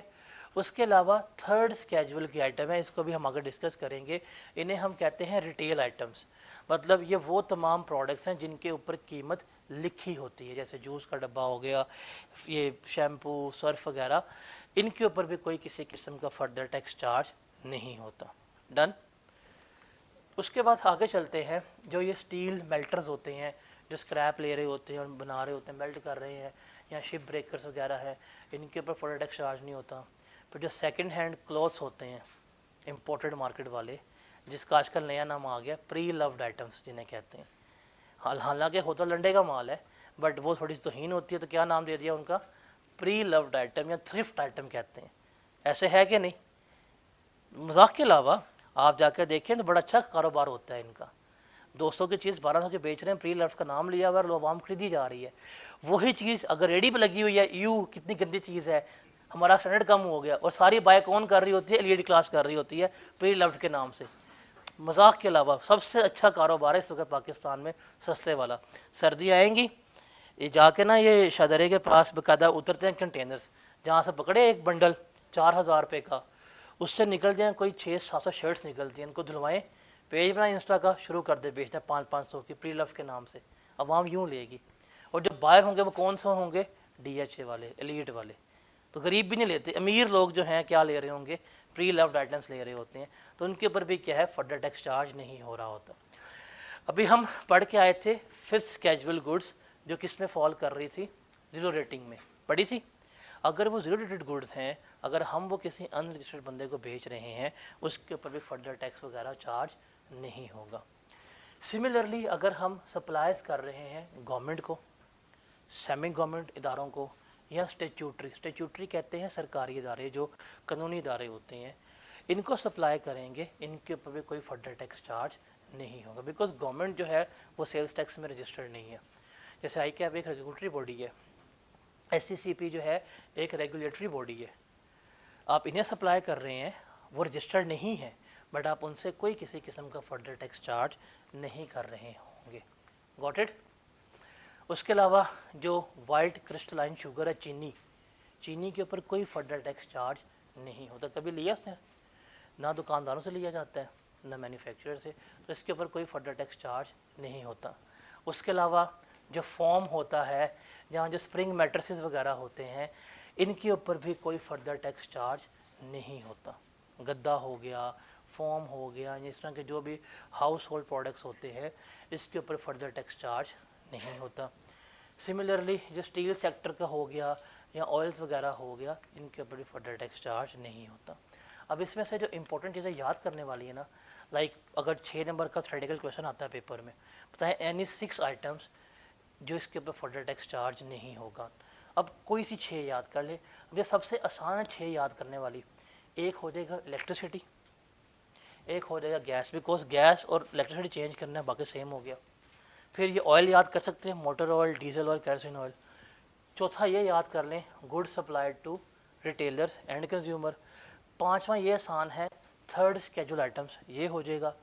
اس کے بعد سیکنڈ ہینڈ کلوتھ، یہ آپ کو یاد ہو گیا ہوگا۔ چھٹا یہ یاد کر لیں، ففتھ اسکیجول ہم پڑھ کے آئے ہیں، یہ بھی ایزی ہے یاد کرنے کے لیے۔ اور یہ چینی والا پوائنٹ یاد کر لیں۔ تو یہ 5-6 پوائنٹ ہیں، یہ آپ نے یاد کر لینے، یہ کیا ہوں گے؟ تھیوریٹیکلی آتے ہیں۔ نیومیریکلی جب گیون کرے گا، ہمیں پڑھ کے سمجھ آ جائے گی یہ کیا ہے، کہ یہ اس میں فال کر رہے ہیں یا فال نہیں کر رہے۔ اب یہاں پہ یہ امپورٹنٹ پوائنٹ ہے، ریممبر، جو ہم فیکٹری آؤٹ لیٹ سے سیل کر رہے ہیں اینڈ کنزیومر کو، اس کے اوپر فردر ٹیکس چارج نہیں ہوتا۔ سملرلی آپ امپلائز کو سیل کر رہے ہیں، ایجوکیشن انسٹیٹیوشن کو، ہاسپٹلس کو، گورنمنٹ ڈپارٹمنٹس کو، یہ سارے کیا ہیں؟ اینڈ کنزیومر ہیں، تو اس کے اوپر کوئی فردر ٹیکس چارج نہیں ہوگا۔ فار ایگزامپل ایک ڈسٹریبیوٹر ہے اے سیز کا، اے سی خریدتا ہے ہائر سے، آگے بیچ رہا ہے۔ اب اس نے خریدا ہے اور آگے بیچ دی ہے نا، اور وہ رجسٹرڈ نہیں ہے، تو اس کے اوپر کیا ہوگا؟ فردر ٹیکس چارج ہوگا۔ لیکن اس نے اپنے ہی دفتر میں لگانے کے لیے اے سی خریدا ہے، اب وہ کون ہے؟ اینڈ کنزیومر ہے، تو اس کے اوپر، اس اے سی کے اوپر فردر ٹیکس چارج نہیں ہوگا۔ تو اینڈ کنزیومر والی کہانی جو ہے وہ کیا رکھنی ہے؟ آپ نے یاد رکھنی ہے۔ Got it? جیسے سوال ہے، اس کو ریڈ کریں کہ list the exception to the following general rule under the provision of sales tax act 1990۔ یہ رول ہے، کہتا ہے جی where the taxable supplies are made to a person who has not obtained registration number, مطلب وہ بندہ جس کے پاس کوئی رجسٹریشن نمبر وغیرہ نہیں ہے، تو ہم کیا کریں گے؟ اس سے فردر ٹیکس چارج کریں گے 4%، جو 18% کے علاوہ ہوگا۔ ہم نے کیا کرنی ہے؟ اس کی ایکسیپشن بتانی ہے۔ 3 نمبر کا ہے، کوئی سے 4 سے 5 پوائنٹ لکھ سکتے ہو۔ کون کون سے؟ Natural gas supplied to domestic consumer, electricity supplied to domestic consumer, kerosene oil, motor oil, fuel oil وغیرہ ہو گیا۔ اس کے بعد directly sales to end consumer ہو گیا۔ پھر تھرڈ اسکیجول آئٹمس ہو گیا، ففتھ اسکیجول آئٹمس ہو گیا۔ اس کے علاوہ وائٹ کرسٹلائن شوگر ہو گیا، سیکنڈ ہینڈ وارنٹ لاس ہو گیا۔ 7 پوائنٹ، یہ آسان ہے۔ اس نے 3 نمبر کا پوچھا ہے، 5 پوائنٹ کوئی سا لکھ لیں، 4 پوائنٹ لکھ لیں، نمبر مل جائیں گے۔ تو یہ سوال ہے جو پاسٹ پیپر کا آتا ہے، اور یہ بھی most commonly tested theoretical question ہے۔ دیکھیں ہم نے ڈسکس کیا تھا سیلس ٹیکس میں کہ سب سے پرابلمٹک ایریا کون سا ہے؟ تھیری کا ہے۔ ابھی تک جتنا بھی ڈسکس کیا میں آپ کو ساتھ ساتھ پاسٹ پیپر کروا رہا ہوں، آپ کے سامنے ہے۔ کیا یہ تھیری لکھنا مشکل ہے؟ آسان ہے، بس آپ نے اس کو ریکال کرنا ہے یہ پوائنٹس ہم ڈسکس کر لیں, ان کو 2 سے 3 دفعہ پڑھیں, آپ کی یہ ہو جائے گا. اور اس کو لائک رٹا بھی نہیں مارنا, as it is word to word بھی نہیں لکھنا. اب دیکھیے سیکوینس کوئی بھی لکھ لیں آپ, مارکس پورے ملیں گے. تو یہ 3 نمبر کا سوال جو ہے پیپر میں کیا ہو رہا ہوتا ہے, آ رہا ہوتا ہے. اچھا, یہ فردر ٹیکس ریممبر جب ہم چارج کر رہے ہوتے ہیں نا, جب بھی ہم فردر ٹیکس چارج کرتے ہیں, یہ فردر ٹیکس صرف ہم ان لوگوں سے چارج کرتے ہیں جن کو کہا گیا تھا رجسٹرڈ ہو جاؤ, وہ رجسٹرڈ نہیں ہوئے. جن کو کہا گیا تھا رجسٹرڈ ہو جاؤ, وہ رجسٹرڈ نہیں ہوئے. کچھ ایسے لوگ ہیں جن کو ہم نے کہہ دیا ہے کہ آپ ایگزیمپٹ ہیں. کیا ہیں آپ؟ ایگزیمپٹ ہیں, مطلب آپ کو رجسٹرڈ ہونے کی ضرورت ہے ہی نہیں. جن کو رجسٹرڈ ہونے کی ضرورت نہیں ہے ان سے فردر ٹیکس چارج نہیں ہوتا. جیسے اینڈ کنزیومر. اینڈ کنزیومر کو کیا کہا گیا ہے؟ آپ نے گڈ استعمال کرنی ہے, آپ نے رجسٹرڈ نہیں ہونا. کبھی ایف بی آر نے کہا جی آپ رجسٹرڈ ہو, پیٹرول ڈلوانا تو رجسٹرڈ ہو. کبھی اس نے کہا ہے آپ اینڈ کنزیومر ہے, آپ کو رجسٹرڈ ہونے کی نیڈ نہیں ہے. تو جو اینڈ کنزیومر ہے ان کے اوپر فردر ٹیکس چارج نہیں ہو رہا ہوتا. ٹھیک ہے. اور یہ فردر ٹیکس موسٹلی چارج ہوتا ہے ان لوگوں کے اوپر جنہیں کہا تھا رجسٹرڈ ہو جو, وہ رجسٹرڈ نہیں ہو رہے. ان کو رجسٹرڈ کرنے کے لیے ہم کیا کر رہے ہیں, ان سے فردر ٹیکس چارج کر رہے ہیں کہ بھائی رجسٹرڈ ہو جاؤ گے 18% پے کرو گے, اگر نہیں ہو گئے تو ہم تم سے کیا کریں گے, اضافی ٹیکس جو ہے وہ چارج کرتے رہیں گے. اب اس ٹیکس کا نام کیا ہے؟ Further tax. غلطی سے بھی اس کو ایڈیشنل ٹیکس نہیں لکھنا آپ نے. ایڈیشنل ٹیکس کچھ اور ہوتا ہے ٹیکس میں, اس کا نام کیا ہے؟ فردر ٹیکس ہے. اس کو آپ نے ہمیشہ کیا کرنا ہے؟ فردر ٹیکس ہی شمار کرنا ہے. پھر ایف بی آر کے پاس پاورز ہیں, وہ کسی بھی آئٹم کے اوپر ہائی ریٹ لگا سکتا ہے, کسی بھی آئٹم کے اوپر لو ریٹ لگا سکتا ہے. جیسے آپ کے اسی فردر ٹیکس کے نیچے ایک ٹیبل بنا ہوا ہے, وہ تمام آئٹمس جو امپورٹ ہو رہی ہیں, جیسے کہہ سکتے ہیں یہ کاسمیٹک پروڈکٹس ہو گئے, بیوریجز ہو گئے, ایریٹیڈ واٹرز وغیرہ ہو گیا, سیرپس وغیرہ ہو گئے, اس طرح کی تمام چیزیں جو امپورٹ ہو رہی ہیں, اس کے اوپر ایف بی آر نے کہہ دیا کتنا ٹیکس لگے گا, 25%. جیسے ٹیک این ایگزامپل, اگر ایک ٹیشو پیپر ہے وہ میڈ ان پاکستان ہے, اس کو بیچا جا رہا ہے, اس پر ٹیکس کتنا ہوگا؟ 18% ہوگا. آپ ایک ٹیشو پیپر امپورٹ کر رہے ہیں, کتنا ٹیکس پے کریں گے؟ 25%. اور اگر اس پہ بیچ رہے ہیں تب بھی کتنا لیں گے؟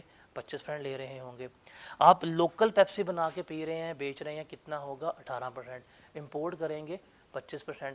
آپ نے لوکل آئس کریم بنا کے بیچی ہے, 18%. امپورٹ کریں کتنا ہوگا؟ 25%. تو امپورٹڈ گڈس کے اوپر ریٹ کتنا کر دیا انہوں نے؟ 25%. سملرلی لوکل گڈس کے اوپر بھی ان کے پاس پاور ہے, وہ ریٹ زیادہ بھی کر سکتے ہیں, کم بھی کر سکتے ہیں. جیسے جو وہیکلز جو ہیں, ڈبل کیبن ڈالے جو ہیں, سمجھ رہے ہوں گے, وہ جو ڈالے ہیں ان کے اوپر ریٹ کتنا ہے؟ 25% ہے. جو 1300 cc سے ابو کارز ہیں اس کا بھی ریٹ کتنا کر دیا ہوا ہے؟ 25% کر دیا ہے. اس کے علاوہ تمام گاڑیاں جو 40 لاکھ سے اوپر کی قیمت کی ہیں اس پہ بھی ٹیکس کتنا کر دیا ہے؟ 25%. تو یہاں پہ ایف بی آر کے پاس پاور ہے, وہ کیا کر رہا ہے؟ ٹیکس زیادہ چارج کر رہا ہے. وہ کچھ آئٹمس کے اوپر ٹیکس کم بھی چارج کر رہا ہوتا ہے, جیسے سیمنٹ کے اوپر ٹیکس کم ہے, چینی کے اوپر ٹیکس کم ہے, آٹے کے اوپر ٹیکس کم ہے, گولڈ کے جو بنتے ہیں کیا کہتے ہیں زیورات, جیولری پروڈکٹس, ان کے اوپر ٹیکس 2% ہے, 5% ہے. پھر وہ تمام مشینریز جو پاکستان میں ہے ہی نہیں, ہیوی مشینری, آپ انہیں امپورٹ کر رہے ہو, اس کے اوپر ٹیکس جو ہے 10% ہے. پھر جو ملک پروڈکٹس ہے, اب فار ایگزامپل آپ ٹیٹرا پیک کا جوس پیتے ہیں, اس پہ ٹیکس جو ہے 18% ہے, لیکن اگر آپ فلیورڈ ملک پیتے ہیں اس کے اوپر 10% ہے. تو ان کے پاس پاور ہے, وہ کسی بھی آئٹم کے اوپر ٹیکس کم کر سکتے ہیں اور کسی بھی آئٹم کے اوپر ٹیکس جو ہے وہ زیادہ کر سکتے ہیں. لیکن ہمارے لیے جو ریلیونٹ ہے وہ کیا ہے؟ 18% ہی ہے. اب یہ ایک اور سوال ہے 5 نمبر کا, کوئی پاس پیپر میں 3 سے دفعہ آیا ہوا ہے, کہ کویشچن ہے 5 نمبر کا, بتائیں جی کن کن لوگوں کو رجسٹرڈ ہونے کی ضرورت ہے؟ کن کن لوگوں کو رجسٹرڈ ہونے کی ضرورت ہے؟ Name the person who are required to be registered. Name the person who are required to be registered. دیکھیے سب سے پہلی بات ایکسپورٹر, اس کو لکھ لیجئے گا. ایکسپورٹر کا پوائنٹ اس میں ایڈ آپ نے خود کرنا نوٹس کے اندر. ایکسپورٹر کون ہے؟ وہ بندہ جس نے ریفنڈ لینے, وہ بندہ جس نے ریفنڈ کلیم کرنا ہے. جس بندے نے ریفنڈ کلیم کرنا ہے اس بندے کے لیے رجسٹرڈ ہونا لازمی ہے. ہم پڑھ کے آئے ہیں, ابھی ٹیبل پڑھا تھا, ریفنڈس کے لیے کیا ہے؟ رجسٹرڈ ہونا لازمی. پیج نمبر کیا ہے یہ؟ 465 पे है। अब उसके अलावा इम्पोर्टर, अब इम्पोर्टर वो बंदा है जिसने गुड्स को इम्पोर्ट करना है। अब जो इम्पोर्टर है ना, उसके लिए लाजमी है वो क्या करेगा, रजिस्टर्ड होगा। इम्पोर्टर के लिए क्या है, इम्पोर्टर के लिए लाजमी है वो क्या होगा, रजिस्टर्ड होगा। और जब ये गुड्स को इम्पोर्ट करेगा, जब ये गुड्स को पाकिस्तान में लेके आएगा, at the time of import, जब इसके गुड्स पाकिस्तान में आई हैं, उस वक़्त क्या करेगा, ये सेल्स टैक्स जो है वो पे कर रहा होगा। ठीक है, तो इम्पोर्टर के लिए क्या है, लाजमी है ये क्या होगा, रजिस्टर्ड होगा। Got it. अब इम्पोर्ट जो है वो हमारे सिलेबस का पार्ट नहीं है, वो सीफा पे जाके आपको डिस्कस करनी पड़ेगी। इम्पोर्टर के लिए सिर्फ आपने ये याद रखना है कि इम्पोर्टर के लिए क्या है, लाजमी है कि वो बंदा क्या होगा, रजिस्टर्ड होगा। अब इम्पोर्टर जो है वो हमारे पास दो तरह के होते हैं, इसको सिर्फ याद रखना आपने। एक होता है कमर्शियल इम्पोर्टर और दूसरा होता है नॉन कमर्शियल इम्पोर्टर। कमर्शियल का मतलब है कि वो बंदा सामान को इम्पोर्ट कर रहा है और आगे मार्केट में बेच रहा है, सामान को इम्पोर्ट कर रहा है और आगे मार्केट में बेच रहा है। ऐसे बंदे को हम क्या कहते हैं, कमर्शियल इम्पोर्टर जो है वो कह रहे होते हैं। और नॉन कमर्शियल इम्पोर्टर कौन है, जिसने सामान इम्पोर्ट करना है, ख़ुद इस्तेमाल करना है। अब बहुत फैक्ट्रीज़ होती हैं जो खुद ही अपना इम्पोर्ट करती हैं मशीनरी, खुद ही अपना इंपोर्ट करती हैं रॉ मटेरियल और ख़ुद ही उनको इस्तेमाल कर रही होती हैं, तो वो कौन सी होती हैं, नॉन कमर्शियल। बट इम्पोर्टर के लिए क्या है, रजिस्टर्ड होना लाजमी है। फिर होलसेलर और डिस्ट्रीब्यूटर, इनके लिए भी क्या है, रजिस्टर्ड होना लाजमी है। फिर आता है रिटेलर। अब रिटेलर में ना हमने डिफ्रेंशिएट कर दी है। एक है हमारे पास टीयर 1 रिटेलर, जिन्हें हम कहते हैं स्पेसिफाइड रिटेलर, और दूसरे हैं अदर देन स्पेसिफाइड रिटेलर। जाके अभी डिस्कस करते हैं क्या होते हैं। रिमेंबर, जो सिर्फ टीयर 1 के रिटेलर हैं स्पेसिफाइड, सिर्फ उनके लिए ही लाजमी है वो रजिस्टर्ड होंगे। जो नॉन स्पेसिफाइड रिटेलर्स हैं वो कभी भी रजिस्टर्ड नहीं होंगे। फिर मैन्युफैक्चरर में भी हमने डिवाइड कर दिया है, एक है कॉटेज इंडस्ट्री और दूसरे हैं अदर देन कॉटेज इंडस्ट्री। जो कॉटेज इंडस्ट्री है वो एग्जेम्प्ट है, जो कॉटेज इंडस्ट्री के अलावा है उनके लिए क्या है, रजिस्टर्ड होना ज़रूरी है। तो ये टेबल आपने याद रखना है। 5 नंबर का सवाल आएगा, बताएं जी किन किन लोगों का रजिस्टर्ड होना लाजमी है। देखें, इम्पोर्टर रजिस्टर्ड होना लाजमी है, होलसेलर डिस्ट्रीब्यूटर लाजमी है, फिर टीयर 1 रिटेलर के लिए क्या है, लाजमी है, और manufacturer other than cottage industry के लिए रजिस्टर्ड होना लाजमी है। और वो तमाम लोग जिन्होंने रिफ़ंड लेना होता है उनके लिए भी रजिस्टर्ड होना लाजमी है। डन। अब यहाँ पे हमने वर्ड इस्तेमाल किया है किसका, कॉटेज इंडस्ट्री का। किसका वर्ड इस्तेमाल किया है, कॉटेज इंडस्ट्री का। अब कॉटेज इंडस्ट्री क्या होती है ये देखना है, वेरी वेरी वेरी इंपॉर्टेंट। ये वो डेफिनेशन है या ये वो कंसेप्ट है जिसके बगैर आपका पेपर कंप्लीट होता ही नहीं है। इसमें से या तो न्यूमेरिकल की एडजस्टमेंट आनी है, अगर न्यूमेरिकल की एडजस्टमेंट नहीं आई स्टैटिकल क्वेश्चन आएगा। आप जिस अटैम्प्ट में अपेयर होने जा रहे हैं इस अटैम्प्ट में वो लाजमी पूछेगा ये, और न्यूमेरिकल में पूछेगा। ये वो कंसेप्ट है, हर अटैम्प्ट में पास पेपर में चलेंगे तो कोई इक्का दुक्का अटैम्प्ट्स ही होंगे जिसमें उसने ये चीज़ डिस्कस नहीं की। हर अटैम्प्ट में वो पूछ रहा है, बताएं जी कॉटेज इंडस्ट्री क्या होती है, या न्यूमेरिकली पूछ रहा है या थ्योरेटिकली पूछ रहा है। तो कॉटेज का मतलब क्या होता है, घर, और कॉटेज इंडस्ट्री का मतलब क्या है, घरेलू सनत। सुना होगा आपने पाकिस्तान में कि हमारे पाकिस्तान में छोटे छोटे जो बैठे हुए हैं इंडस्ट्री यूनिट्स घर में लगे हुए हैं, लोग घरों में बैठे काम कर रहे हैं, मशीनें लगाई हैं, यूनिट्स बनाए हुए हैं। जैसे घरों में सिलाई मशीनें लगी हुई हैं, वहाँ पे बना रहे हैं सूट्स वगैरह, फीमेल्स बेच रही होती हैं, घरों में काम कर रहे हैं पैकिंग का, ये सारा। फॉर एग्जांपल ये जो जूते वगैरह बन रहे होते हैं, अक्सर लोगों ने घरों में यूनिट्स लगाए हुए हैं। ये प्लास्टिक बैग्स वगैरह बन रही हैं, बेकरी आइटम्स वगैरह बन रही हैं, अब मेजॉरिटी लोगों ने घरों में लगाए हुए हैं। तो ये है हमारी कॉटेज इंडस्ट्री। इनको हमने क्या कह दिया है कि ये एग्जेम्प्ट है, इनके लिए रजिस्टर्ड होना ज़रूरी नहीं है। लेकिन कॉटेज इंडस्ट्री क्या होगी ये डेफिनेशन आपने क्रैम करनी है, रट्टा मारनी है। किस पेज पे है, 457 पेज नंबर पे है।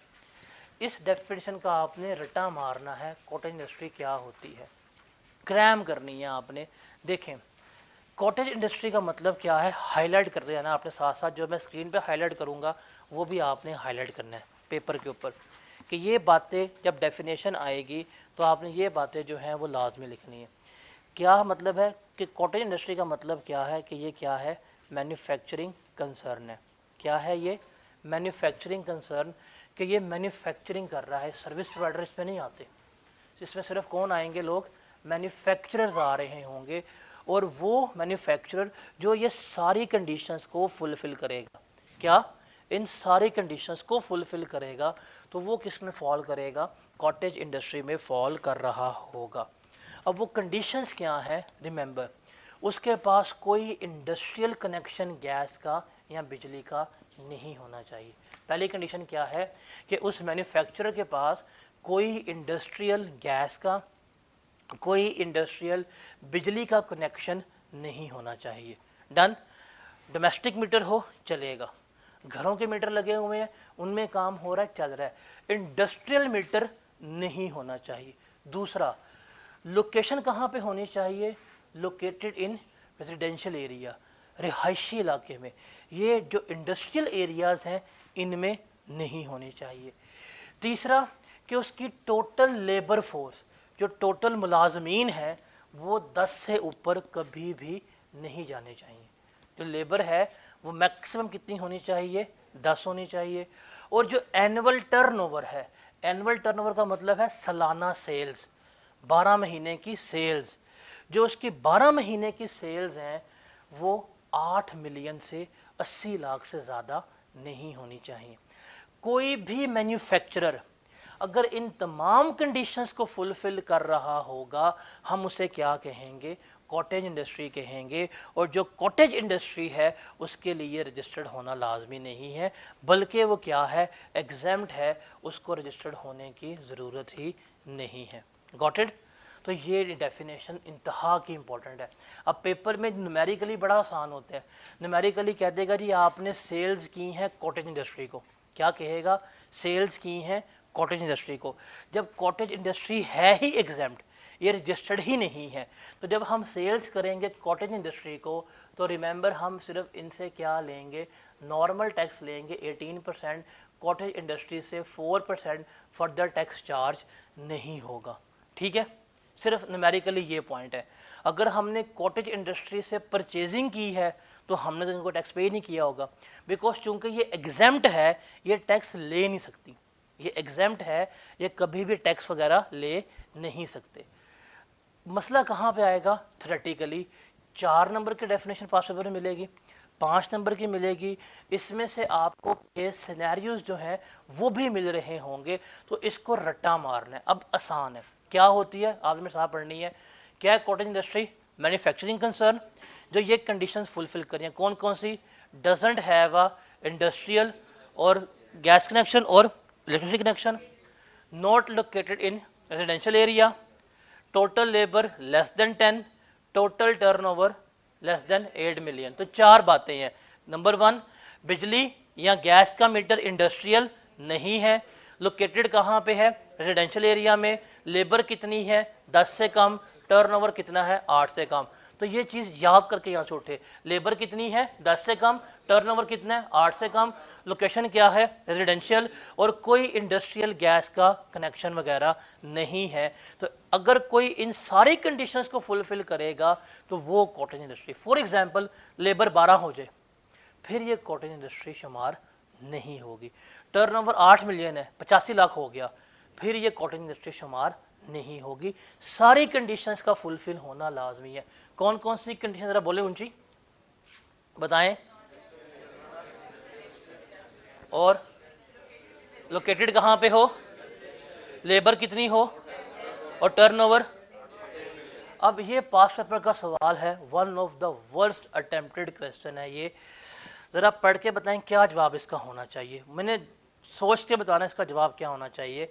कहता है जी, briefly discuss the situation under which a cottage industry is required to be registered under Sales Tax Act 1990।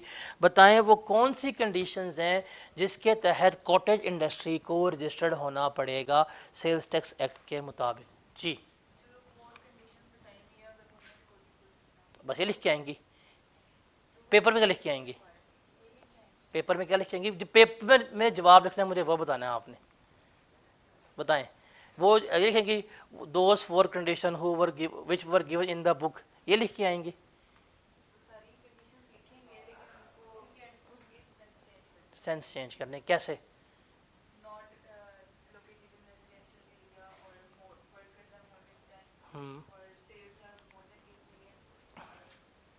ठीक है, और कोई?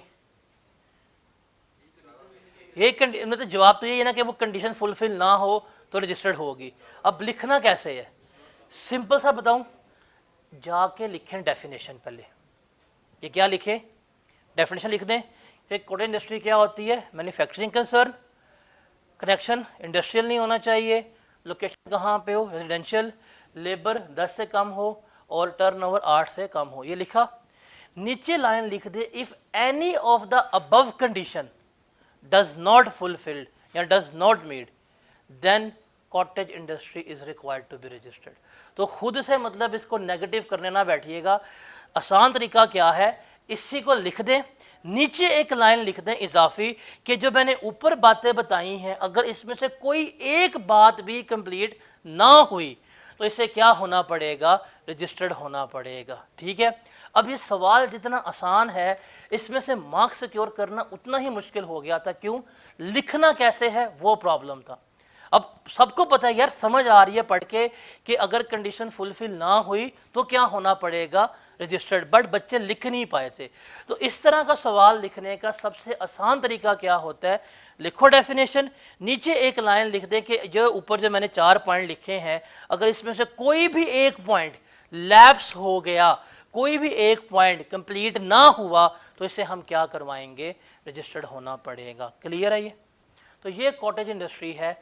यहाँ तक की बातें बड़ी इंपॉर्टेंट थी और कॉटेज इंडस्ट्री जो है वो बहुत ज़्यादा हमारे लिए अहम थी। अब उसके बाद जो हम एरिया डिस्कस करेंगे यहाँ पे ये सारे रीड ओनली हैं, इसमें से पेपर नहीं आता, बट पता होना चाहिए। अब देखिए एफबीआर के पास ना पावर है कि वो 18% टैक्स तो चार्ज करती है, लेकिन वो 18% के अलावा एक्स्ट्रा टैक्स भी चार्ज कर सकती है। 18% लेगी, 18% के अलावा इजाफी टैक्स भी ले सकती है, बट वो मैक्सिमम कितना ले सकती है? 18% तक। कोई भी ऐसी प्रोडक्ट है उस पर टैक्स 18% है, वो उसके ऊपर मज़ीद टैक्स लगा सकती है, मैक्सिमम कितना? 18% तक ही लगा सकती है। जैसे अभी आकर डिस्कस करेंगे, ये जो नॉन रजिस्टर्ड रिटेलर्स होते हैं इनके बिजली के बिलों में 5% टैक्स शामिल है, 7.5% टैक्स जो है वो शामिल होता है। तो एफपीआर के पास से पावर होती है कि वो 18% के अलावा भी टैक्स लगा सकती है, बट वो मैक्सिमम कितना लगाएगी? 18% तक ही क्या करेगी? लगा रही होगी। फिर हमारे पास आता है कैपेसिटी टैक्स। ये भी आपका रीड ओनली है। कैपेसिटी टैक्स क्या होता है कि हम यहाँ पे आपकी गुड्स की सेल परचेजेस के ऊपर टैक्स नहीं ले रहे, बल्कि हम किसके ऊपर टैक्स ले रहे हैं? हम आपका टैक्स ले रहे हैं कि जो प्लांट्स की प्रोडक्शन कैपेसिटी है उसके ऊपर, कि प्लांट्स ने कितनी गुड्स बनाई हैं उसके ऊपर, और फिक्स बेसिस के ऊपर टैक्स ले रही है। कि जी जैसे फॉर एग्जांपल ईंटों का भट्टा है, अब ईंटों के भट्टे के ऊपर ना इन्होंने रीजन्स बना दिए हुए हैं कि एक पंजाब का रीजन है, सेंट्रल पंजाब है, साउथ पंजाब है, नॉर्दर्न पंजाब है। अब ईंटों का भट्टा है, चाहे वो सेल्स कर रहा है या नहीं कर रहा, 1 लाख ईंटें बिकती हैं, 1 करोड़ ईंटें बिकती हैं, पर महीने 9,800 रुपया क्या करेंगे? टैक्स लेके जा रहे होंगे। तो वो क्या कर रहे हैं? उसकी प्रोडक्शन कैपेसिटी के ऊपर टैक्स ले रहे हैं और फिक्स अमाउंट में टैक्स ले रहे हैं। तो कैपेसिटी टैक्स क्या होते हैं? हाँ, वो रजिस्टर्ड होंगे। अगर वो रजिस्टर्ड नहीं भी होते तो कहते भाई नोटिस है आपका, ये टैक्स बनता दे दो हमें, तो उन्हें रजिस्टर्ड करते हैं। अब उनकी सेल्स का उनको कोई कंसर्न नहीं है, कितनी सेल्स हुई है नहीं काउंट करेंगे। आके वो क्या करेंगे कि जी ये आपकी प्रोडक्शन कैपेसिटी है, ठीक है जी, कितनी इतना बड़ा भट्टा है आपका, आप महीने की इतनी ईंटें बना सकते हैं, कैलकुलेट करेंगे, आपका इतना टैक्स बनता है पर मंथ 9,800, 9,700, 10,300, वो क्या करेंगे? आपसे आके ले जा करेंगे। अब यहाँ पे भी सेल्स टैक्स चार्ज हो रहा है, बट इसके ऊपर कोई सेल्स नहीं देख रहे, कोई परचेज नहीं देख रहे, क्या देख रहे हैं? कैपेसिटी और फिक्स क्या कर रहे हैं? आपके ऊपर टैक्स लेके जा रहे हैं। तो ये सिर्फ आपको याद रखने की ज़रूरत है, मतलब इसमें से पेपर ऐसा नहीं आएगा। उसके बाद है ये जो शिप प्लेट्स वगैरह बन रही होती हैं, इनके ऊपर भी क्या होता है? फिक्स अमाउंट में क्या किया जाता है? टैक्स ले लिया जाता है मिनिमम। अब ये स्टील वगैरह बन रहा है, अब उनकी सेल्स के ऊपर टैक्स नहीं लेते, आते हैं पर मंथ मिनिमम टैक्स इनसे इतना लेके चले जाते हैं। अगर तुम्हारी सेल्स हो या ना हो, आपने हमें मिनिमम टैक्स इतना पे करना है। हाँ, अगर उससे ऊपर सेल्स हो गई तो फिर वो डिफरेंशियल अमाउंट जो है आपसे चार्ज कर ली जाएगी, बट मिनिमम जो है वो आपसे क्या करेंगे, एक फिक्स अमाउंट जो है वो आप लेते जाएंगे। अगर आपकी प्रोडक्शन कैपेसिटी ज़ीरो भी होगी ना, आपने एक महीने कोई स्टील नहीं बनाया, वो तब भी क्या करेंगे, एक मिनिमम कैपेसिटी ट्रीट करेंगे और आपसे क्या करेंगे, टैक्स लेके चले जाएंगे। तो ये दोनों क्या हैं, तीनों चीज़ें रीड ओनली हैं, इनको याद करने की ज़रूरत नहीं है, पेपर में चीज़ें नहीं आती। डन, ये क्लियर है? उनको सिर्फ आपने रीड करना है। उसके बाद जो हम ये सप्लाई वगैरह करते हैं सीएनजी स्टेशंस को, इनके ऊपर भी टैक्स कितना चार्ज होता है हमारा, 18% टैक्स जो है वो चार्ज हो रहा होता है। Got it?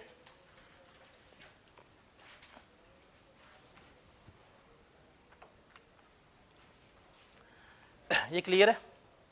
यहाँ तक कोई सवाल है तो बताएं। अब इसकी आवाज़ नहीं बना मतलब। अब एक सवाल है पास पेपर का, who is liable to pay sales tax. Famous question 3 number का आता है, इसको करके फिर हम वाइंड अप करते हैं। बताएं जी, सेल्स टैक्स कौन पे करेगा, गवर्नमेंट को। यहाँ पे सवाल है, who is liable to pay sales tax to the government. आप लोग दुकान से सामान लेके आते हैं, टैक्स तो आपने पे किया है, गवर्नमेंट किसने टैक्स पे किया है? क्या आप गवर्नमेंट को पे करते हैं? आप किसे पे कर रहे हैं? दुकानदार को। सवाल है कि गवर्नमेंट को टैक्स कौन पे करेगा। ये 3 बातें सिर्फ आपने याद रखनी है। रिमेंबर, बुक्स में पेज नंबर कौन सा, ये 467। पहला पॉइंट है कि वो बंदा जो सप्लाई कर रहा है, सेलर। कौन? सेलर। अब देखें, जो मेट्रो वाला है, केक्स एंड बेक वाला है, गवर्नमेंट वाला सेलर है। ये जब गुड्स सेल कर रहा है, गुड्स सप्लाई कर रहा है, क्या कर रहा है, टैक्स ले रहा है हमसे टैक्स लेने के बाद क्या करेगा, महीने के एंड के ऊपर जाके रिटर्न जमा करवाएगा, और जो टैक्स हमसे कलेक्ट किया होगा वो क्या करेगा, गवर्नमेंट को जमा करवाएगा।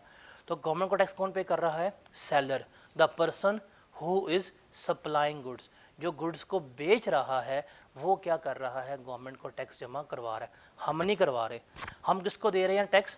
खरीदार को, जिसने हमें सामान जिस बेचा है, जो सेलर है उसको हम टैक्स दे रहे हैं। वो हमसे टैक्स लेगा, फिर क्या करेगा, महीने का एंड आएगा, जब 15 तारीख आएगी तो 15 तारीख को रिटर्न फाइल करेगा, और जब वो रिटर्न फाइल करेगा उस वक्त कह देगा जी मैंने इस बंदे से इतना टैक्स लिया था, इस बंदे से मैंने इतना टैक्स लिया था, इस बंदे से मैंने इतना टैक्स लिया था, ये मैं आपको जमा करवा रहा हूँ।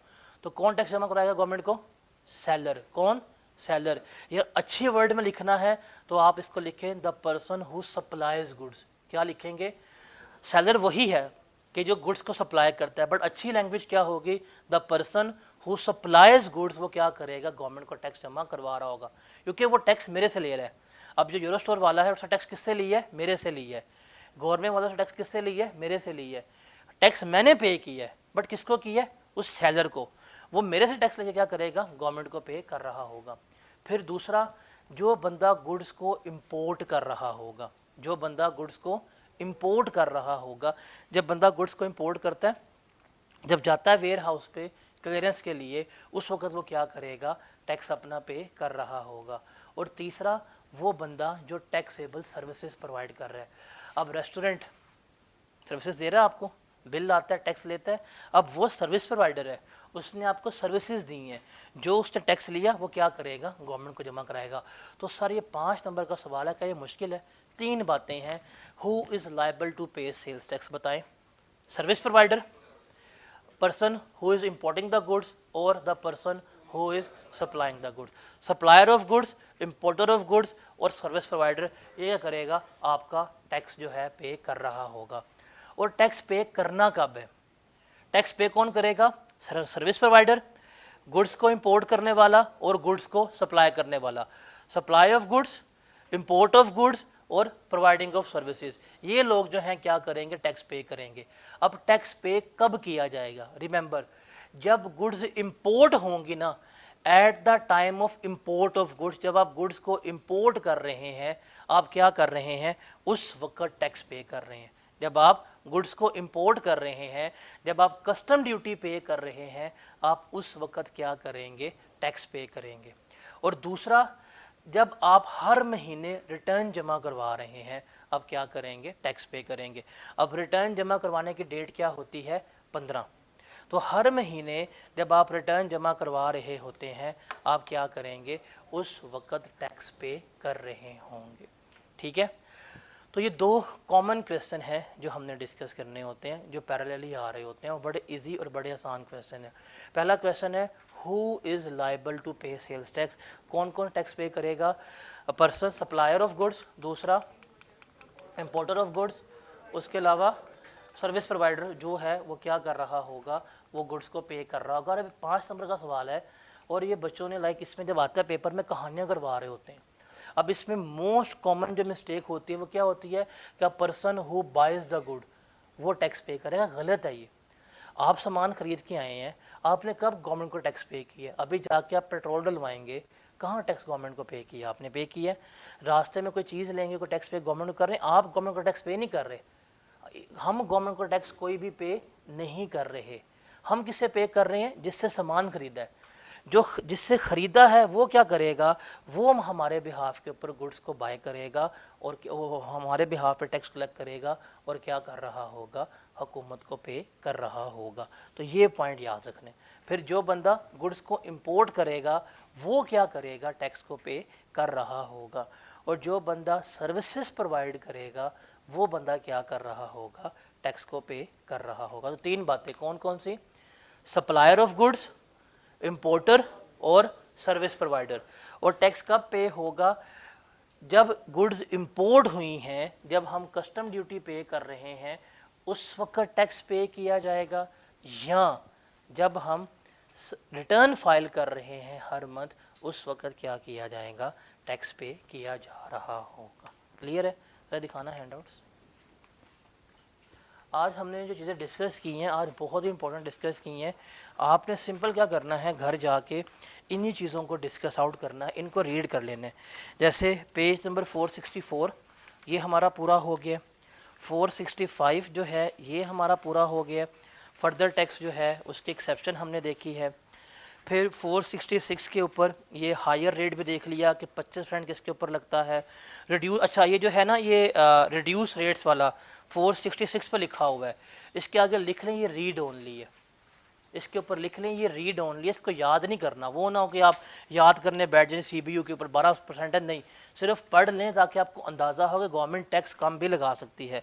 फिर कैपेसिटी टैक्स भी रीड ओनली है, शिप प्लेट्स वगैरह भी रीड ओनली है, लिख मार्क कर लीजिएगा। CNG स्टेशन भी रीड ओनली है। फिर who is liable to pay sales tax, ये इंपॉर्टेंट है, आगे मार्क कर लीजिएगा। When to pay sales tax, ये भी इंपॉर्टेंट है, ये भी आपने मार्क कर लेना है।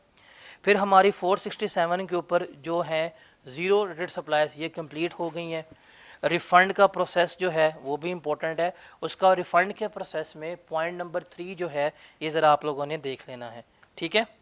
फिर उसके बाद पेज नंबर 469 के ऊपर जो पॉइंट C है, difference between zero rated and exam supplies, ये वाला टेबल, ये टेबल जो है वो भी क्या कर लेना, आपने रीड कर लेना है।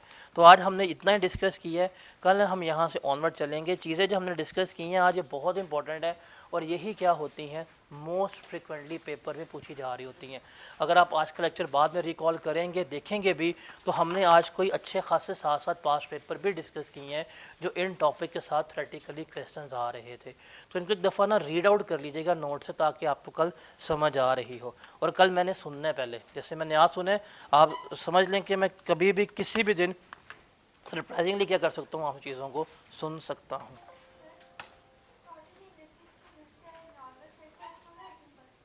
कॉटेज इंडस्ट्री अगर कोई चीज़ बेचेगी ना, तो कॉटेज इंडस्ट्री टैक्स ले नहीं सकती। लेकिन अगर हम कोई चीज़ कॉटेज इंडस्ट्री को बेचेंगे ना, तो हम कॉटेज इंडस्ट्री से 18% टैक्स ले